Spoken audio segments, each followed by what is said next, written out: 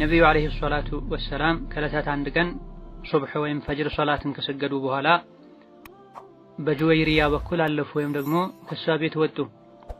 እሷ መስገጃዋ ላይ ሆና ዚክር ያለች ነበር። ከዛም ነብዩ ሰለላሁ ዐለይሂ ወሰለም አብዱሃ ላይ ረፋድ ላይ ሲመለሱ እዛው ፈጅር ላይ ቁጭ ብላ ዚክር ትልበት የነበረው ስፍራ ላይ ቁጭ እንዳለች ደረሱባት። ይሄንም ነብያችን ሰለላሁ ዐለይሂ ወሰለም ማዝልቲ ዐለ الحال التي فارقتك عليها ከሱብህ በኋላ ከፈጅር በኋላ ካንቺ ስለይ የነበርሽበት ቦታና ሁኔታ ላይ ነው እንዴ አሁንም ድረስ ያለሽው አሏት። قالت نعم አዎን ስትላቸው ነብዩ አለይሂ ሰላቱ ወሰለም ካንቺ ከተለየሁ በኋላ አራት ቃላቶችን 3 ጊዜ ብያለሁ። እነዚህ 3 ጊዜ የደጋገምኳቸው አራት ቃላቶች አንቺ ከፈጅር ጀምሮ እስካሁን ባለው ጊዜ ባልሻቸው ዝክሮች ቢመዘኑ እኔ 3 ጊዜ ያልኳቸው አራት ቃሎች ይመዝኑ ይበልጡ ነበር ብለዋታል። ከዛም እነዚህ ቃላቶች እነማን እንደሆኑ ሲገልጹ ሱብሃንአላሂ ወቢሐምዲሂ ዐደደ ኸልቂሂ ወሪዳ ነፍሲሂ ወዚነተ ዐርሺሂ ወሚዳደ ከሊማቲሂ ብለዋል። እጅግ በጣም ትልቅ የሆነ ያንዳንዱ ሙስሊም የቀኑ ጅምር ላይ ማለዳ ላይ ሌላው የሚገባ ድርብርብ የሆነ አጅር ያለው ዚክርን ነገር ግን ከአሁን ቀደም በተደጋጋሚ እንደተባለው ዚክሩን በምንልበት ጊዜ ልብና ምላሳችን አብሮ ሊለው ይገባል። ልብ ተሰብስቦ የተባለ ዚክር ነው የሚጠቅመው፣ ልብን የሚያረጋጋው፣ የላቀ አጅርም የሚያስገኝ። ማለዳ ስንነሳ ሙሉ ጤንነት ላይ ሆነን ሙሉ አካላቶቻችን ከራሳችን ጋር ሆነው ማግኘታችን ከሚያስደስተን በላይ ዲናችን እምነታችን ሳይቀየር ሳንፈተን ማደራችን ሊያስደስተን ይገባል። አስበሕና ዐላ ፊጥረቲል ኢስላም የምንለው ለዚህ ነው። ዱንያዊ ችግሮች የአካል ጉዳቱ እዚሁ ዱንያ ላይ ነው የሚሆነው። አኺራ ላይ የሚያስከትለው ችግር አይኖርም። ليس من يقطع طرقا بطلا إنما من يتقي الله البطل. الحمد لله والصلاة والسلام على خير خلق الله محمد بن عبد الله وعلى آله وأصحابه ومن والاه أما بعد السلام عليكم ورحمة الله وبركاته.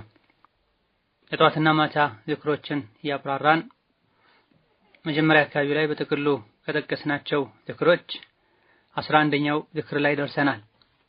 የቀኑ ጅምር ላይ ከሚባሉ ዚክሮች መሃል አንዱ ሱብሃንአላሂ ወቢሐምዲሂ ዐደደ ኸልቂሂ ወሪዳ ነፍሲሂ ወዚነተ ዐርሺሂ ወሚዳደ ከሊማቲሂ ወይም ደግሞ ሱብሃንአላሂ ዐደደ ኸልቂሂ ሱብሃንአላሂ ሪዳ ነፍሲሂ ሱብሃንአላሂ ዚነተ ዐርሺሂ ሱብሃንአላሂ ሚዳደ ከሊማቲሂ የሚለው ኢማሙ ሙስሊምና ሌሎችም ከኢብኑ ዐባስ ያስተላለፉት ዚክርን።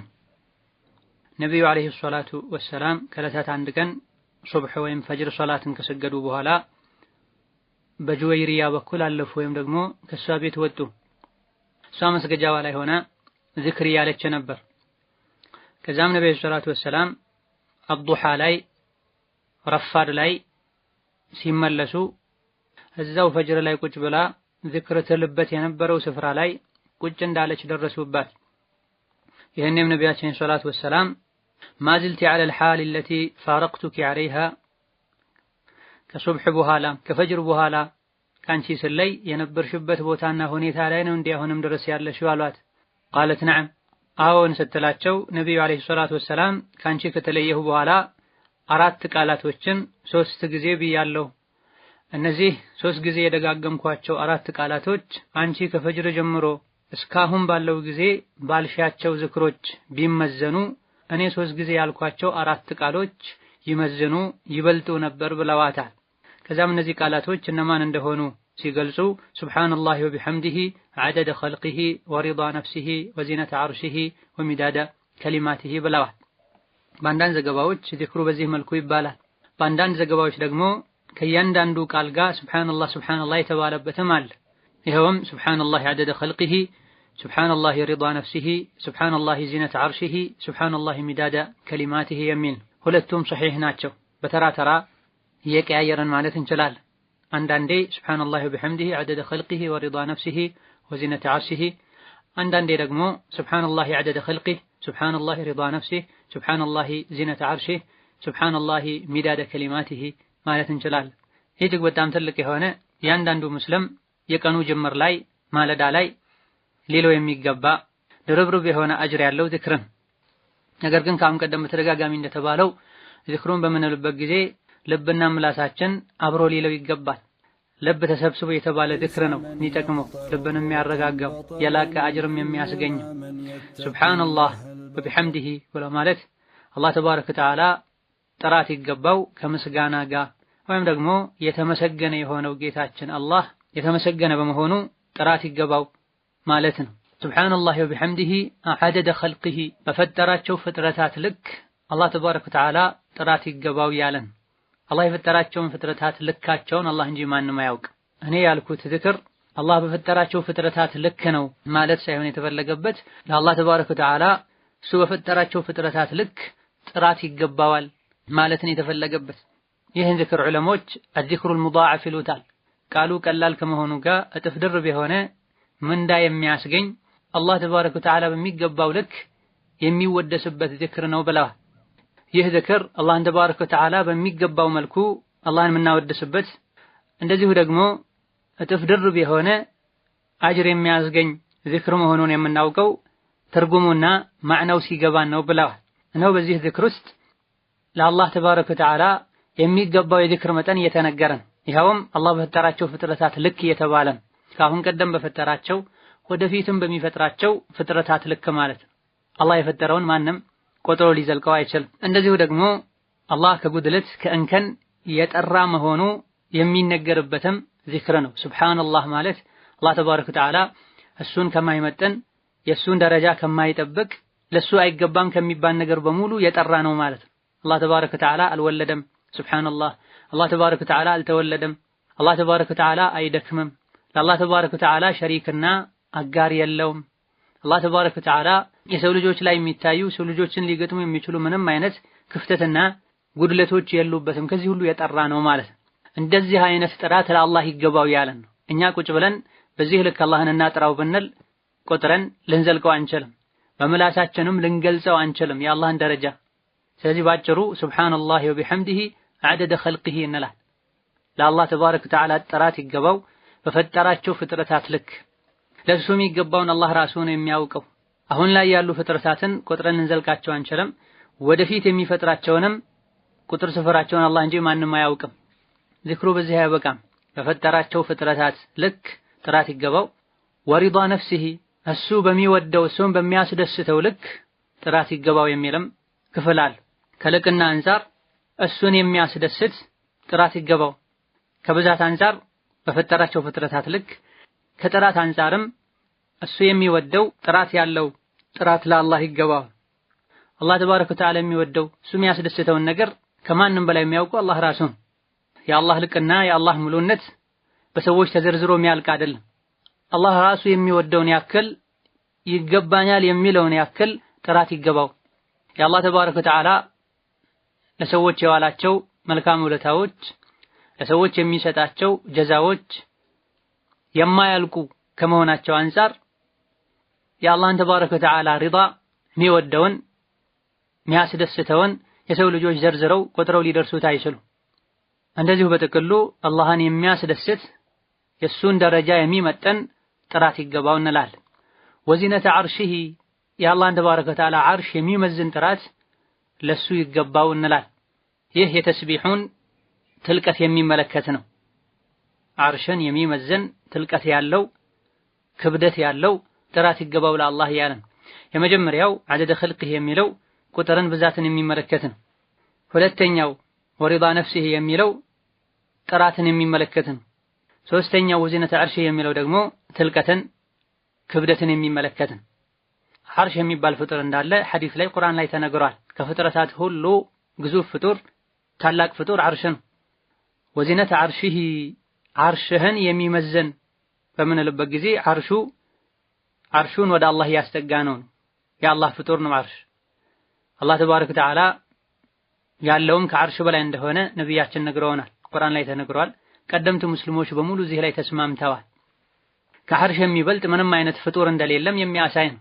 ምክንያቱም እዚህ ጋር በዚህ ዚክር ላይ ትልልቅ ነገሮች የተጠቀሱ ነው። በእነዚህ ትልልቅ ነገሮች ልክ ለአላህ ተባረከ ወተዓላ ጥራት ይገባው እየተባለ ያለው ከዐርሽ የሚበልጥ ፍጡር ቢኖር የእሱ ስም ተጠርቶ እሱን የሚመዘን ጥራት ይገባው ለአላህ ተባረከ ወተዓላ በተባለ ነበርና ከዓርሽ የሚበልጥ ፍጡር የለም።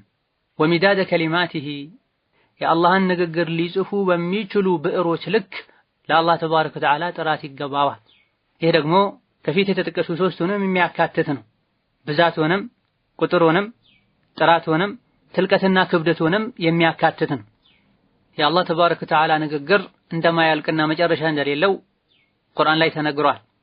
ይህ ዝክር ላይ ለአላህ ጥራት ይገባው ንግግሩ ሊጻፍባቸው በሚችል ብዕሮች ልክ በምንልበት ጊዜ ለአላህ ተባረከ ወተዓላ ንግግር ለቁጥሩም ይሁን ለጥራቱም ይሁን ለትልቀት ለደረጃው ማብቂያና መለኪያ የለውም።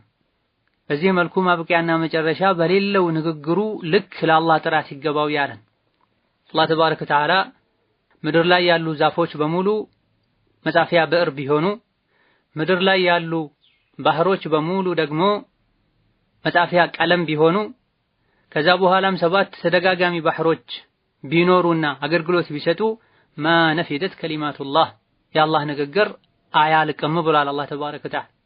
የአላህ ተባረከ ወተዓላ ንግግር ከማለቁ በፊት ለነፊደል ባህር ባህሮች በሙሉ ያልቁ ነበር ብሏል አላህ ተባረከ ወተዓላ። የምድርን 70% የሚሸፍነው ባህር 7 እጥፉ እንኳ መጻፊያ ቀለም ቢሆን ምድር ላይ ያሉ ዛፎች በሙሉ ብዕር ቢሆኑ ከዛ በኋላ የአላህ ንግግር እጅ ባላቸው ፍጥረታት በሙሉ ቢጻፍ ብዕሮች ተሰባብረው ያልቃሉ፣ እጆች ይደክማሉ፣ ባህሮች ይደርቃሉ እንጂ የአላህ ንግግር አያልቅም ተብሏል። በዚህ መልኩ ጭራሽ በማያልቀው ንግግሩ ልክ ለአላህ ጥራት ይገባው ያለን ነው። አላህን ተባረከ ወተዓላ ማይቋረጥ ተስቢህን እየሰበሕነው ያጠራነው ነው። ይሄን ዝክር ባለን ቁጥር በዚህ መልኩ ሁሌ ሱብሃነላሂ ወቢሐምዲሂ ዐደደ ኸልቂሂ ስንል ልባችን ከኛ ጋር ከሆነ ትርጉሙን ካስተነተነን ኢማናችን ይጨምራል። አላህን ተባረከ ወተዓላ እናከብራለን፣ ደረጃውን እናውቃለን። ዝክሮችን በምንልበት ጊዜ ልባችን ከኛ ጋር ካልሆነ ትርጉሙን ካላወቅነው ዝክሩ ልባችን ላይ የሚያሳድረው ተጽዕኖ ደካማ ነው የሚሆን። አሁንም ይሄን ቀለል ያለ ዝክር ሐፍበን ዘውትር ልንለው ልጆቻችን ልናስብል ይገባናል። ማለዳ የዝክር ወቅት ነው። ይሄን ሰዓት ብዙ ሰዎች እንቅልፍ ላይ ያሳልፉታል፣ ሌሎች ደግሞ ይዘነጉታል። ለሁሉም ሐቁን ልንሰጥ ወቅታችንን በአግባቡ ልንጠቀም ይገባናል። ከዛልክ ከዚህ ሐዲስ ሱናን የመከተል ደረጃ መረዳት እንችላለን። ጁወይሪያ ረዲየላሁ ዐንሃ የነቢ ባለቤት ፈጅር ሰግዳ ቁጭ ብላ እስከ ዱሃ ድረስ እስከ ረፋድ ድረስ ዝክር ስትል ቆይታለች። ነቢዩ ግን አለይሂ ሰላቱ ወሰላም 4 ቃላቶችን 3 ጊዜ ደጋግም ያለው እስካሁን ካልሽው አንቺ ከፈጅር ጀምሮ እስካሁን ያልሽውና እኔ 3 ጊዜ ደጋገምኳቸው ቃላቶች ቢመዘኑ የነቢዩ መዘን ይበልጥ ነበር ብለዋል። ከዚህ ዑለሞች ይሄ የሆነው ሱናን በመከተል ነው፣ ነቢ ያሉት ነቢ ያደረጉት ስለሆነ ነው ብለዋል። ልቅ የሆኑ የተለያዩ ዝክሮችን ስትል ቆይታ የተለያዩ አይነት ተዝካሮችን ከፈጅር ጀምራ እስከ ዱሃ ብላ ከምታገኘው አጅር ይልቅ በግማሽ ደቂቃ ውስጥ ሊባል የሚችል 4 ቃል ዝክርን ብላ ከሱ የተሻለ አጅር እንደምታገኝ ነቢ ተናግሯል። ይሄ የሆነው ከነቢ ስለተገኘ ነው። ነቢን መከተል ሱናቸውን መተግበር ትንሹን ስራ ብዙ አጅር እንዲያስገኝ ያደርገዋል። ስለዚህ በሁሉም ነገር ነቢን አለይሂ ሰላቱ ወሰላም ልንከተል ሱናቸውን ልናከብር ይገባናል። ሌላኛው ዝክር አስበሕና ዐላ ፊጥረቲል ኢስላም ወዐላ ከሊመቲል ኢኽላስ ወዐላ ዲን ነቢይና ሙሐመድ ወዐላ ሚለቲ አቢና ኢብራሂም ሐኒፈን ሙስሊማ ወማ አነ ሚነል ሙሽሪኪን የሚል ዝክር ነው። ኢማም አሕመድ ሙስነዳቸው ላይ ዘግበውት አልባኒ ሶሒህ ባሉት ሐዲስ ነቢያችን አለይሂ ሰላቱ ወሰላም ማለዳ ላይ ይህን ዝክር ሉ እንደነበረ ተነግሯል። ምንለው ማለዳ ላይ ከሆነ አስበሕና ዐላ ፊጥረቲል ኢስላም እንላለን። ምሽት ላይ ከሆነ ደግሞ አምሰይና ዐላ ፊጥረቲል ኢስላም እንላለን።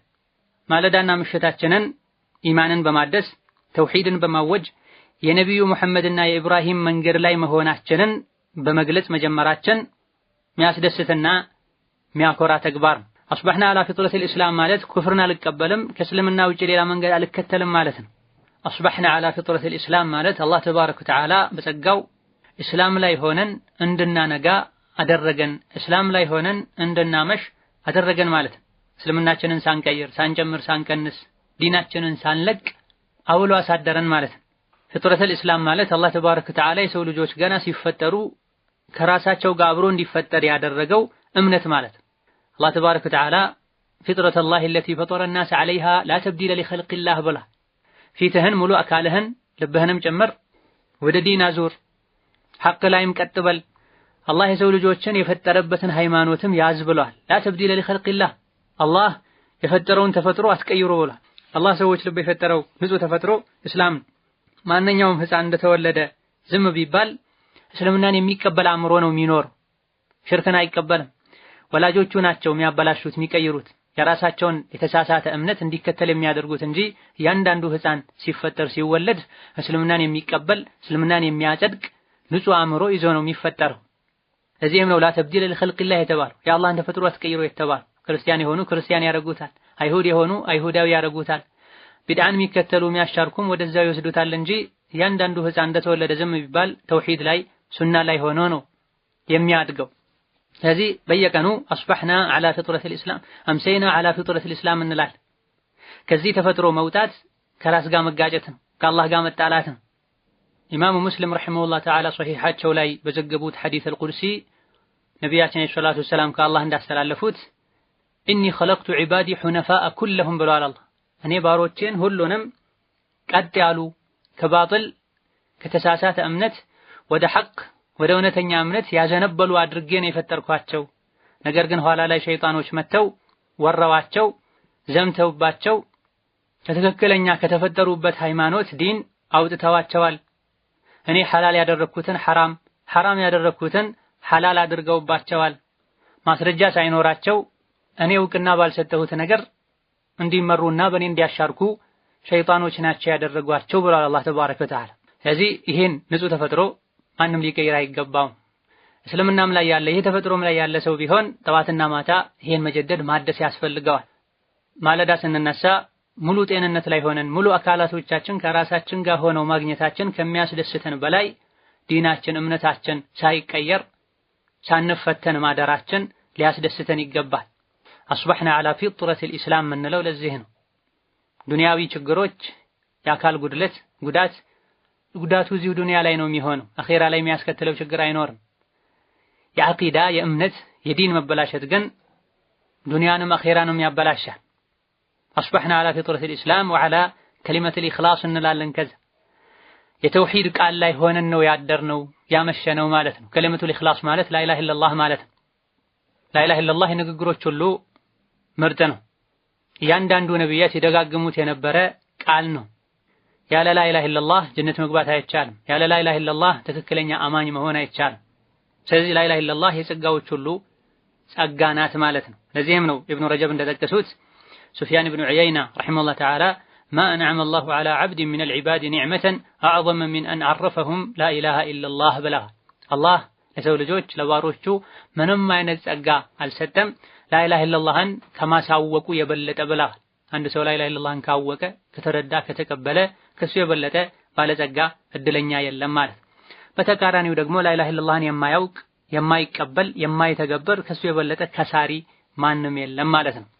በየቀኑ ምሽትና ማለዳ ላይ አስበሕና ዐላ ፊጥረቲል ኢስላም ወዐላ ከሊመቲል ኢኽላስ ማለታችን ሽርክን ኩፍርን መጥላታችንን ምንገልጽበት መንገድ ነው። ቀጥሎ ወዐላ ዲን ነቢይና ሙሐመድ የሚል ቃል ነው የምናገኘው። ኢማኑን ተውሂዱን ምን ተገብረው ነቢ ሙሐመድ አለይሂ ሰላቱ ወሰላም በተገበሩት መልኩ መሆን ስላለበት ላኢላሃ ኢለላህ እንደምንለው ራሳችንን ከሽርክ እንደምናጠራው ሁሉ ራሳችንን ከቢድዓ ማጥራት መቻል አለብን። የነቢዩ ሙሐመድ ዲን መንገድ ላይ ሆኜ ነው ያዋልኩት ያደርኩት ማለት ነው። ይሄም በየቀኑ ሱናቸውን የመከተል አንገብጋቢነት የምናስታውስበት ዚክር ነው። አላህን ተባረከ ወተዓላ እሳቸው ባመለኩት መልኩ ነው ማመልከው፣ ስሜቴን አልከተልም፣ አዳዲስ መጤ የሆኑ ነገሮችን አልቀበልም ማለት ነው። ከአላህ ጋር ያስተዋወቁን ነቢ ናቸው አለይሂ ሰላቱ ወሰላም።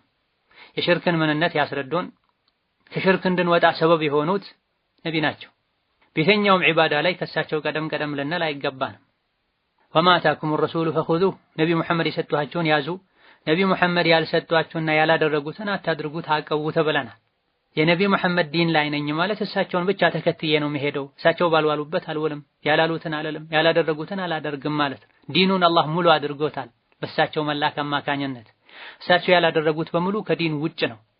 ተውሂድ ኢማን ሙሉ የሚሆነው እሳቸውን ተከትለን ስንሄድ ነው። ወዐላ ሚለቲ አቢና ኢብራሂማ ሐኒፈን ሙስሊማ ወማ አነ ሚነል ሙሽሪኪን ላልን በመጨረሻ የነቢ ሙሐመድ ዲን ላይ የነቢዩላህ ኢብራሂም መንገድና ጎዳና ላይ ሆኜ ነው ያደርኩት የዋልኩት ማለት ነው። የነቢዩላህ ኢብራሂም መንገድ ማለት የሙሐመድ አለይሂ ሰላቱ ወሰላም መንገድ ማለት ነው። የሁሉም ነቢያት መንገድና ሃይማኖት አንድ ነው። እስልምና ከጥንት ጀምሮ ያሉ ነቢያት ሃይማኖት ነው። እስልምና ነቢ ሙሐመድ አይደለም ያመጡት አለይሂ ሰላቱ ወሰላም። የዒሳም የሙሳም የኢብራሂምም የኑህም የአደምም ሃይማኖት እስልምና ብቻና ብቻ ነው። የመላእክቶችም ሃይማኖት ይሄው ነው። ኢነ ዲነ ዒንደላሂ አልኢስላም የተባለው ለዚህ ነው። ትክክለኛ ተቀባይነት ያለው እውቅና ያለው እምነት ሃይማኖት አላህ ዘንድ ኢስላም ነው። ከእስላም ውጪ ያለን ሃይማኖት የሚፈልግ አላህ ዘንድ ተቀባይነት አያገኝም፣ እሱም ከከሳሪዎች ይሆናል ተብሏል።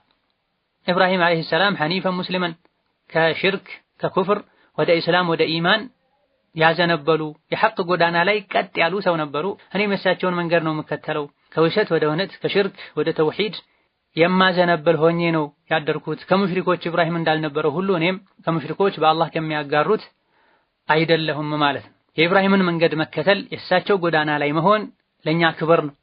በትክክል የኢብራሂም ተከታይ የሚባሉትም የነቢ መሐመድ ተከታዮች ናቸው። ነቢ መሐመድ ራሳቸው ናቸው። ከዛ ውጪ ያሉ ኢብራሂምን ወይም አብርሃምን እንከተላለን የሚሉ በሙሉ ከኢብራሂም መንገድ ተቃራኒ የሆነ አካሄድ የሚሄዱ ናቸው። ኢብራሂም አለይሂ ሰላም ከአላህ ውጪ ማንንም አላመለኩም። ኢብራሂም ከሽርክ የጠሩ ነበሩ። በዚህ መልኩ ተውሂድ ላይ ኢማን ላይ ሱና ላይ የነቢያት መንገድ ላይ ሆኖ መዋል ሆኖ ማደር መቻል ትልቅ የሆነ የአላህ ጸጋ ነውና አላህን ማመስገን ያስፈልገዋል። ይህ ላይ ለመጽናት የሚያስፈልጉ ነገሮችን ማሟላት፣ ከዚህ መንገድ ለመውጣት ሰበብ ሊሆኑ የሚችሉ ነገሮችን መራቅና መጠንቀቅ አስፈላጊ ነው። አላህ ተባረከ ወተዓላ ተውሂድ ላይ ኖረው ተውሂድ ላይ ሞተው ጀነትን ከሚያገኙ ከነቢያት ጎረቤት ከሚሆኑ ባሮቹ ያድርገን። هذا والله اعلم። السلام عليكم ورحمة الله وبركاته።